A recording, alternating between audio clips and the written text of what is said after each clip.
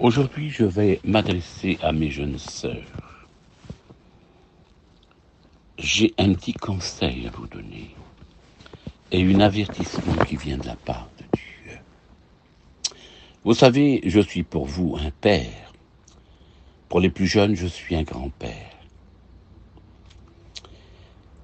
Et je me permets de vous avertir et de vous mettre en garde. Je vais vous dire une seule chose, que dans un foyer, la femme a 95% pour diriger son foyer. Et tout dépend de la femme. Et vous êtes responsable de la vie de votre foyer. Alors ce matin, je vais vous avertir et je vais vous mettre en garde de quelle façon que la femme doit diriger son foyer. Et surtout les femmes de Dieu. Ce n'est pas une condamnation que je vais vous donner, parce que la parole de Dieu ne condamne pas. C'est simplement un avertissement. Et c'est un conseil que je vous donne. Il serait bon de voir la réalité en face et les choses en face ce matin. Alors c'est la parole de Dieu qui s'adresse à vous ce matin. Ce n'est pas Tinin. J'ai pris que simplement des versets. Et je vais résumer quelques mots sur ces versets-là. Écoutez-les et soyez bien attentifs, vous, mes jeunes sœurs, parce que votre foyer dépend de vous. Tout dépend de vous. Écoutez ce qui est dit dans les Proverbes chapitre 19 et au verset 14. On peut hériter des parents une belle maison, des richesses. Mais regardez ce qu'elle dit la parole de Dieu. Mais une femme prudente est un don de l'Éternel. Je commence avec ce mot. Pour mieux vous compreniez l'importance d'une femme prudente. Une femme qui est sage. Mais une femme prudente est un don de l'Éternel. Regardez ce qui est dit dans les Proverbes chapitre 19 et au verset 13. Un fils stupide, un fils qui n'écoute pas la voix de son père, est une calomnie pour son père. Les querelles d'une femme, écoutez bien ce que je vais vous dire, les querelles d'une femme sont comme une gouttière sans fin, qui ne s'arrête pas et qui fait du mal. Les querelles d'une femme, c'est important ce que je vous dis, c'est une gouttière sans fin. Regardez ce qui est dit dans les Proverbes au chapitre 25 au verset 24. Mieux vaut habiter, écoutez bien ce que je vais vous dire, mieux vaut habiter à l'angle d'un toit sur les toits que de vivre avec une femme qui a des querelles. Mieux vaut habiter dehors, sur les toits, que de vivre avec une femme qui a des querelles. C'est très difficile. Regardez ce qui est dit aussi dans les Proverbes, chapitre 31, verset 10. Celui qui a trouvé une femme de valeur, écoutez bien ce que je vais vous dire, elle vaut mieux qu'une perle de valeur. Celui qui a trouvé une femme de valeur, elle est plus belle qu'une perle de valeur. Je vais vous dire, moi j'avais une perle de valeur dans les mains. Je m'ai marié très jeune avec elle. Elle avait que 17 ans, même pas, elle avait 16 ans et demi. Je vous dis de la part de Dieu, j'avais une compagne, c'était une perle. C'était une femme extraordinaire. C'était un modèle pour moi. Je vous dis de la part de Dieu, elle m'a jamais désobéi. Elle m'a jamais dit non. Je n'ai jamais frappé ma femme. Elle était à l'écoute de ce que je lui disais. Comme une personne venait vers moi, je vous dis de la part de Dieu, c'était elle qui était le premier à les servir. Elle faisait des sourires que vous ne pouvez pas vous imaginer. Les gens se plaisaient dans sa compagnie. C'était un exemple pour les jeunes femmes. Je vous dis de la part de Dieu, à les servir, à leur préparer un café, à leur donner de l'eau. Et c'était elle qu'elle disait, on va inviter un tel. Elle faisait des repas pour les gens. C'était un exemple pour moi.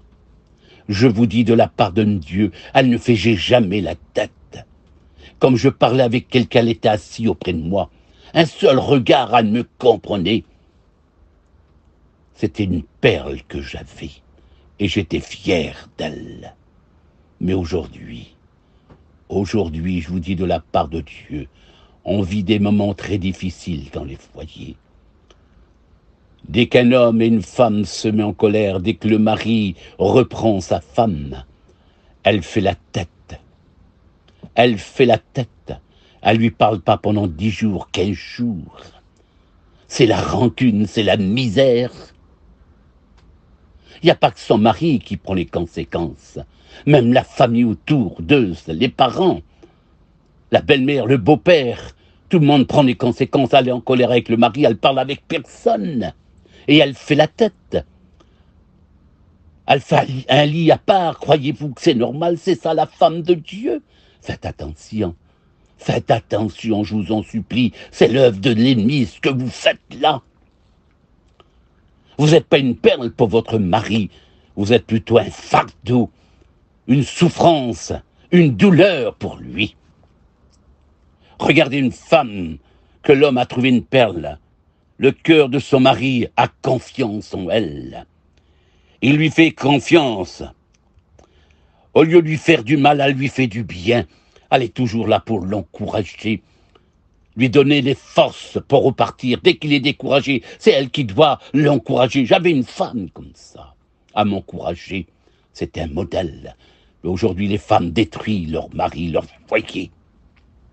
Regardez ce qui est dit dans les Proverbes chapitre 12 au verset 4. Une femme de valeur et une couronne pour son mari. Quelle beauté, Seigneur. Une femme de valeur est une couronne pour son mari. Mais celle qui fait honte est comme une carie dans sa vie. Dès qu'un homme arrive chez lui et qu'il voit le visage de sa femme, ça y range dans son cœur, il est attristé, il est découragé. Au lieu de faire un sourire à la personne qui vient la visiter, elle fait la tête. Il y en a comme ça.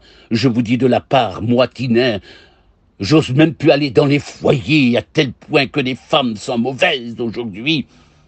Je vous condamne pas, mes sœurs, mais je vous avertis. Comme le mari arrive avec quelqu'un, il voit sa femme, le visage de sa femme, son cœur est affligé, il souffre, il est paisible. Il faut qu'il subisse les conséquences. Elle fait la honte de son mari, c'est comme une carie qui le range dans sa vie. Regardez ce qui est dit dans les Proverbes chapitre 14. La femme sage construit sa maison. Une femme sage construit sa maison. Mais la folle démolit de ses propres mains. Une insensée démolit son foyer. Tous les problèmes qu'il y a aujourd'hui, c'est à cause des femmes. Je vous dis de la part de Dieu, je n'ai pas peur de le dire. Mes sœurs, faites attention. Faites attention, ils ne sont pas tous comme ça. Merci à Dieu qu'il y a des femmes, que c'est des exemples pour les autres. Mais il y en a pas mal des jeunes d'aujourd'hui. Ils sont jamais satisfaits, jamais contents. Ils veulent avoir ce que l'autre, ils ont. Ils envient les choses des autres. Arrêtez-vous, contentez-vous de ce que vous avez. Honorez vos maris, encouragez-les plutôt. Regardez ce qui est dit dans les Proverbes chapitre 18 au verset 22. Celui qui trouve une femme a trouvé le bonheur. Le jour où votre mari s'est joint à vous, il a trouvé le bonheur, il n'a pas trouvé la misère. C'est une faveur qui a reçu de Dieu. Dieu vous a unis ensemble. Ce n'est pas pour vous détruire. Ne rentrez pas dans l'œuvre de l'ennemi pour vous détruire. Je vous en supplie au nom du Seigneur. Soyez un foyer, un modèle pour les gens qui vous entourent. Je vais conclure ce message qui vient de la part de Dieu pour mes sœurs. Je ne vous condamne pas, je vous dis de la part de Dieu, mais je vous mets en garde. Regardez ce qu'il dit. Mieux vaut un morceau de pain sec avec la tranquillité dans une maison qu'une maison pleine de viande avec des disputes. Mieux vaut un morceau de pain sec avec la tranquillité dans le foyer qu'une maison pleine de viande avec des querelles. Cela se trouve dans les Proverbes 17. Regardez ce qui est aussi dans les Proverbes 21 au verset 19. Mieux vaut habiter dans une terre aride qui ne donne pas de fruits, rien du tout, qu'avec une femme qui a des querelles. Je vous en supplie, mes sœurs. C'est un avertissement qui vient de la part de Dieu. Et je vous dis de la part de Dieu, n'ai pas parlé à des insensés ce matin. J'ai parlé à des femmes qui sont conscientes. Quand je vous ai dit au départ, votre foyer dans vos mains, faites attention de ne pas détruire votre foyer. Tout dépend de vous. Une femme sage construit sa maison. Soyez des femmes sages. Ne faites plus la tête, au contraire. Montrez l'exemple que vous êtes des femmes de Dieu et des hommes de Dieu. Vous savez, c'est pas en voyant quelqu'un faire des grands sourires devant une personne ou d'aller à l'église de mettre son foulard. Non, ce que Dieu demande, c'est que vous soyez un modèle déjà avec votre mari, vos enfants, votre famille, vos belles familles. C'est ça que Dieu demande. Ne jouez plus la comédie. Soyez des femmes vraies ce matin. Tout dépend de vous. Vous êtes responsable de 80% dans votre foyer. Je vous dis de la part de Dieu, soyez des modèles, surtout pour votre mari qui sert Dieu. Soyez des exemples, encouragez-les. Donnez-leur le courage de, si vous voyez votre mari attristé, encouragez-le. Donnez-y des bons conseils. C'est de cette façon-là que vous aurez des victoires avec Dieu. Soyez des femmes vraies avec Dieu. Ne trompez pas, ne jouez pas la comédie. Je vous en supplie. Vous avez fondé un foyer, Dieu vous a donné un foyer. Tout dépend de vous. Que Dieu vous bénisse. Prenez garde à cet avertissement qui vient de la part de Dieu. Que Dieu vous bénisse, mes sœurs. Soyez prudentes.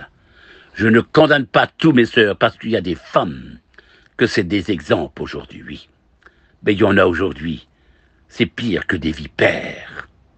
Faites attention. Que Dieu vous bénisse. C'est un avertissement qui vient de la part de Dieu. C'est pas une condamnation. Dieu vous aime. Dieu aime votre foyer. Ne détruisez pas ce que Dieu vous a confié. Que Dieu vous bénisse.